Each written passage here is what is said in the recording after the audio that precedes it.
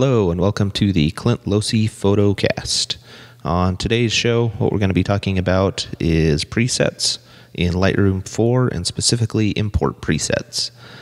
These are great for, you have a bunch of images you're uploading to your library, and when you typically do the same adjustments over and over and over on all of your initial images and then from there tweak those, what these import presets will do, you import your photos, it applies the preset, and you have your basic starting point just to get going with your image right from there.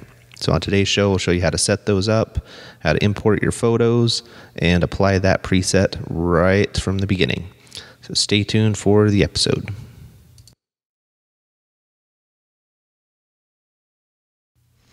Hello. In this first episode of the Photocast, I'm going to talk to you and show an easy way to help process your photos more efficiently.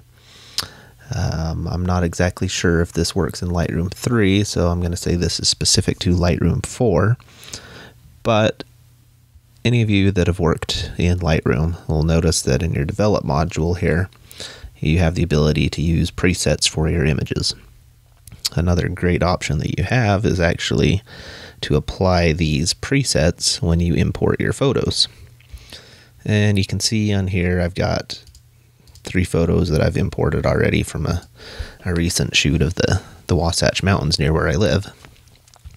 And to show you how we can do this, let's start with this first image. Go to our Develop module. And pretty much what you want to do and what the benefit of an import preset would be is if you have certain changes, certain modifications that you pretty much always make to your images. These can be as simple as the lens corrections. If you want to enable that on all of your images when you import them, that'll save you some time. Camera calibration, you can actually change these if you want to use any of the camera presets such as camera landscape. That's another great one that I like. And then also even to remove the chromatic aberrations. So what you can do is just go through one of your first images, or just any image I guess, and go through a couple of these and just make kind of some general adjustments that you'll pretty much make to any image out there that you're going to import. So I'm going to make a couple just kind of minor adjustments that I usually always apply to my images. It's going to boost up a little clarity here. And so as you can see, this image, I haven't adjusted the white balance. I haven't adjusted contrast, exposure, anything like that, because a lot of those are going to be image specific. But typically on every image that I process, I drop my highlights, increase my shadows, and then increase the whites and decrease the blacks. And these, granted, probably are not going to be the final settings for this specific image, but they will give me a good starting point for pretty much any image. And then, as we already said, check the box for removing the chromatic aberrations, check to enable the profile correction to remove any distortion, and I've actually applied the camera landscape profile to this one. So now if you want to save all of those changes into a preset that you can use when you import your images, you want to go up to the Develop menu bar, and what I would like to do is you create a preset folder. So if you have multiple import presets, you can store them all under one folder. So I'm going to create this and just call it Import Presets. And you will see over on the side, if I can find it here, Import Presets right there. So now go back up to our Develop tab and choose New Preset. And in this, what you want to do, let's give it just the title of Import Preset 1. And choose the folder. It's going to be stored under the Import Presets. And then I don't do anything with the auto settings, and make sure you have all of the adjustments that you've made that you want to be saved. I haven't done any graduated filters, any vignettes, grains, anything like that, but pretty much everything else I want it to to copy. So now I hit create, and you'll see over here we've got import preset 1. This is going to be just like any other preset out there. And so if I go to, say, another image, let's just try this one right here, I can actually click that import preset and it applies all of those settings right off the bat. Let's just reset this, and the way to actually show the full potential of this is we're going to import some images and apply that preset to it. So I'm going to select import. I've already got my card in here. Let's import these few images right there. I use a folder import. Make me a couple modifications to show where it's going to go. Title my image here. Start number, I believe I'm at number 4.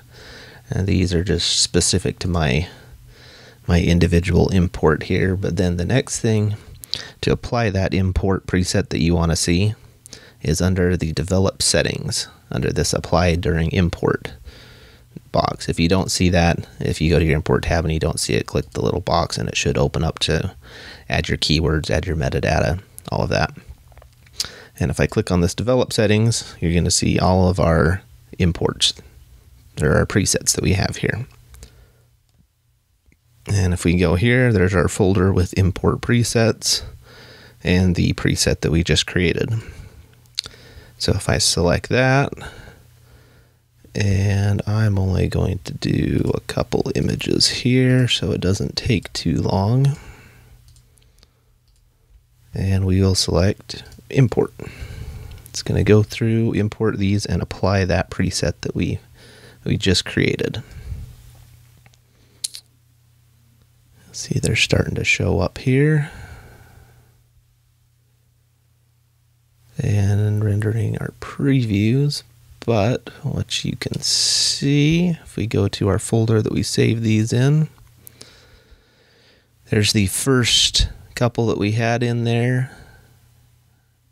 And we will go to this image, go to develop, and you will see that our preset settings, lens corrections checked, chromatic aberrations checked, and our camera landscape profile. And granted, this is not the greatest of image, as this is the first time I've seen it, and it's quite out of focus, as are a few of these here. There's one that's a little bit better, but you'll see that that same preset has been applied to each and every one of those images I just imported into my catalog.